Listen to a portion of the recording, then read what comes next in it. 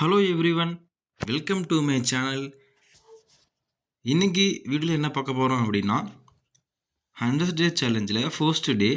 So NET exam பற்றி படிக்கணும் உங்களுக்கு இன்ட்ரெஸ்ட் இருக்குது அப்படின்னா கம்பல்சரி இன்னைக்கிலிருந்து ஒரு 7 நாளைக்கு வீடியோ பாருங்கள். ஏன் அப்படின்னா ஜஸ்ட்டு ஒரு சிலபஸில் என்ன கொடுத்துருக்காங்க அப்படிங்கிறத வாட் அப்படிங்கிறத ஷார்ட் அண்ட் ஸ்வீட்டாக நான் சொல்ல போகிறேன் இந்த 7 டேஸ் மட்டும். அதுக்கப்புறமேல வர டேஸ் எல்லாமே இன்டெப்த்தாக என்னென்ன கான்செப்ட் கொடுத்துருக்காங்க அப்படிங்கிறத பார்க்க போகிறோம். பேப்பர் 1 பொறுத்த வரைக்கும் 10 யூனிட் தான் இருக்குது. பேப்பர் 2 பொறுத்த வரைக்கும் டிபெண்ட் அப்பான்ஸ் வேரியஸ் டொமைன்ஸை பொறுத்து இருக்குது. ஃபார் எக்ஸாம்பிள் நான் கம்ப்யூட்டர் சயின்ஸ் இப்போதைக்கு நான் சொல்லித்தரேன் நம்மளோட சேனலில். ஸோ கம்ப்யூட்டர் சயின்ஸ் பொறுத்த வரைக்கும் ஜஸ்ட்டு 10 யூனிட்ஸ் தான் இருக்குது. சரி, ஓகே, வாங்க நம்ம இன்றைக்கி வீடியோக்குள்ளே போகலாம். இன்றைக்கி டே 1 என்ன டாபிக் சொல்லித்தர போகிறோம் அப்படின்னா foundations of teaching and logics. அதாவது பேப்பர் 1 டீச்சிங் ஆப்டிடியூட் டாப்பிக்கும் ப்ளஸ் பேப்பர் 2 டிஸ்கிரிப்ட் ஸ்ட்ரக்சர் அப்படிங்கிற டாப்பிக்கும் நம்ம பார்க்க போகிறோம். ஒன்றும் பெருசெல்லாம் பார்க்க போகிறதில்ல. நம்ம ஒரு நெட் எக்ஸாம் படிக்கிறதா இருக்கட்டும், ஒரு எக்ஸாம் படிக்கிறதா இருக்கட்டும், இல்லை what ever it is you learn means first ஒரு 7 டேஸ் அதை நீங்கள் ஜஸ்ட்டு வாட்லாம் அதாவது ஜஸ்ட்டு விசிட் போட்டு பண்ணால் போதும். அந்த ஹேபிட் உங்களுக்கு பழக்கமாயிடும். ஸோ அந்த கான்செப்டில் தான் நான் இன்றைக்கி ஸ்டார்ட் பண்ணியிருக்கேன். Okay, first topic teaching aptitude. Teaching aptitude அப்படின்னா என்னென்னா இது it's ability of a teachers to efficiently teach and help students learn. அதாவது டீச்சிங் அப்படின்னா ஒரு விஷயத்தை டீச்சர்ஸ் ஸ்டூடெண்ட்ஸுக்கு சொல்லித்தரது. ஸோ இதை தான் டீச்சிங் ஆப்டிடியூட்டில் சொல்கிறாங்க. ஒன்றும் பெருசாலாம் ஒன்றும் கிடையாது, சரியா?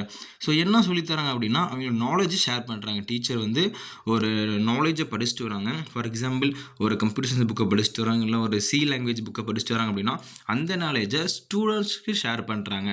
இதில் எப்படிலாம் கொஸ்டின் கேட்பாங்க அப்படின்னா டீச்சர் யாருக்கு சொல்லித்தராங்க, ஸ்டூடெண்ட் சொல்லித்தராங்களா இல்லை கிளாஸ் ரூம் சொல்லித்தராங்களா அப்படிங்கிற மாதிரி சின்ன சிம்பிள் கொஷின் தான் கேட்பாங்க.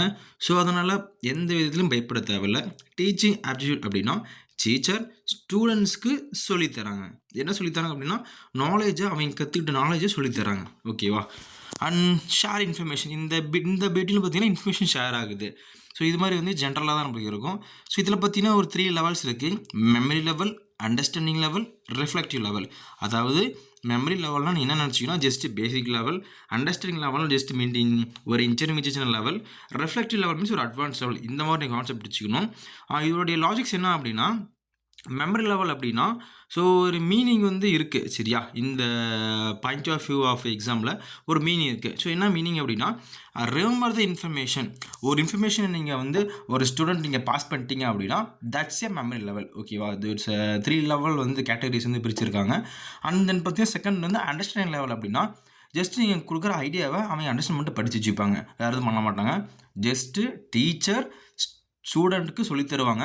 அந்த ஸ்டூடெண்ட் அந்த ஐடியாவாக இருக்கட்டும், இந்த இன்ஃபர்மேஷனை ஜஸ்ட்டு அண்டர்ஸ்டாண்ட் மட்டும் பண்ணி வச்சுக்கிறது understanding level. Last level reflective level.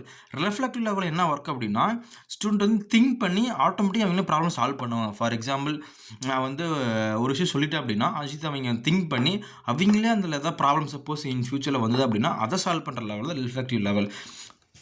இந்த டீச்சிங் ஆப்டிடியூடை ஏன் ஃபர்ஸ்ட் டாப்பிக்காக வச்சுருக்காங்க அப்படின்னா ஒரு டீச்சர் எந்த குவாலிட்டியில் இருக்கணும் அப்படிங்கிறத டெஸ்ட் பண்ணணும். ஸோ அந்த ஒரு பாயிண்ட் ஆஃப் வியூவில் தான் இந்த டீச்சிங் ஆப்டிடியூட் வச்சுருக்காங்க, சரியா? அண்ட் தென் பார்த்தீங்கன்னா பேப்பர் 1 டீச்சிங் ஆப்டிடியூட ஜென்ரல் ஓவர்வியூ அவ்வளோதான். ஜஸ்ட் வாட் இஸ் தான் சொல்லியிருக்கேன். சிம்பிளாக ஒரு 3 லெவல் சொல்லியிருக்கேன். மற்றபடி பெருசாக டீச்சிங் ஆப்டிடியூட் டாபிக் இருக்காது. அண்ட் தென் பேப்பர் 2 பார்த்தீங்கன்னா டிஸ்கிரிப்ட் ஸ்ட்ரக்சர். அதாவது டிஸ்கிரிப்ட் ஸ்ட்ரக்சர் ஏன் பேப்பர் 2 மெயினாக மேஜரில் வச்சுருக்காங்க அப்படின்னா computer plus maths is equal to computer சயின்ஸோடைய குவாலிட்டியை பில்ட் பண்ணுறது, சரியா? அதாவது டிஸ்கிரிப்ட் ஸ்ட்ரக்சர் சொல்கிறாங்க பாருங்கள்.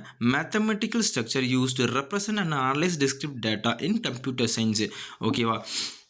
எப்போல்லாம் நம்ம மேக்ஸோட ஸ்ட்ரக்சர்ஸை அனலைஸ் பண்ணி ப்ளஸ் இம்ப்ளிமெண்டேஷன் இந்த கம்ப்யூட்டர் சயின்ஸ் வருதோ that's the level of discrete structures. வெறும் கம்ப்யூட்டர் நம்ம படிச்சிருந்தோம் அப்படின்னா ஜீரோஸ் இருக்காது, ஒன்ஸ் இருக்காது, எவ்ரிதிங்கில் இருக்காது. Basic of mathematics ones and zeros connect பண்ணுறப்ப it will get good quality of computer science. நம்ம சாதாரணமான ஒரு ப்ராடக்ட் தயாரிக்கும், குட் குவாலிட்டி ப்ராடக்ட் தயாரிக்கும், நிறைய டிஃப்ரென்ஸ் இருக்குது. ஸோ இந்த டிஸ்கிரிப்ட் ஸ்ட்ரக்சரில் ஒரு என்ன சொல்கிறாங்க அப்படின்னா இந்த டிஸ்கிரிப்ட் ஸ்ட்ரக்சர் கான்செப்டில் மேக்ஸோட ஸ்ட்ரக்சர் இம்ப்ளிமெண்டேஷன் பண்ணி அதை அனலைஸ் பண்ணி நான் கம்ப்யூட்டரில் இம்ப்ளிமெண்டேஷன் பண்ண போகிறேன் அப்படின்னு சொல்ல வராங்க. சரியா? தென் செகண்ட் பண்ண சொல்ல வராங்க அப்படின்னா it's storage separate values likes numbers shares graphics logics use in computing. அதாவது நான் வந்து எந்த விதத்தில் நான் வந்து மேக்ஸ் கம்ப்யூட்டர் யூஸ் பண்ண போகிறேன் அப்படின்னா, ஸோ நம்பர்ஸாக யூஸ் பண்ணுவேன். செர்ச் அப்படின்னா collection of object. For example இப்போ வந்து 10th ஒரு கிளாஸ் இருக்குது, 12th ஒரு கிளாஸ் இருக்குது அப்படின்னா 10th அப்படிங்கிற வந்து ஒரு கிளாஸ் ரூமில் 50 ஸ்டூடெண்ட்ஸ் அடைக்கலாம். ஓகே, 50 ஸ்டூடெண்ட்ஸ் அப்படிங்கிறது ஒரு ஆப்ஜெக்ட். ஃபார் எக்ஸாம்பிள் சொல்கிறேன், ஒரு ஆப்ஜெக்ட். இந்த ஆப்ஜெக்ட் நம்ம கிரியேட் பண்ணோம் அப்படின்னா நம்மளுக்கு வந்து ஒரு 10th அப்படிங்கிற ஒரு வேரியபிள் வேணும், ஸ்டூடெண்ட்ஸ் அப்படிங்கிற ஆப்ஜெக்ட் வேணும். அந்த கலெக்ஷன் ஆஃப் ஆப்ஜெக்ட் அப்படிங்கிறது இந்த கான்செப்டில் செர்ச்னு சொல்லுவாங்க. பார்க்க கொஞ்சம் புதிரமாக இருந்தாலும் பட் லாஜிக் நம்ம தெரிஞ்சுட்டு அப்படின்னா it will gets you easily. And then பார்த்தீங்கன்னா கிராஃப்னு நம்மளுக்கே தெரியும். ஸோ 2 நோடு ஜாயின் பண்ணுறது. ஃபார் எக்ஸாம்பிள் ஏபி ஜாயின் பண்ணுறது, ஏபிசிடி ஜாயின் பண்ணுறது, அண்ட் ஏபிசிடி இசட் வரைக்கும் நம்ம வந்து என்ன ட்ராயிங்ஸ் போட்டு யூஸ் பண்ணுறோமோ ஜாயின் பண்ணுறது.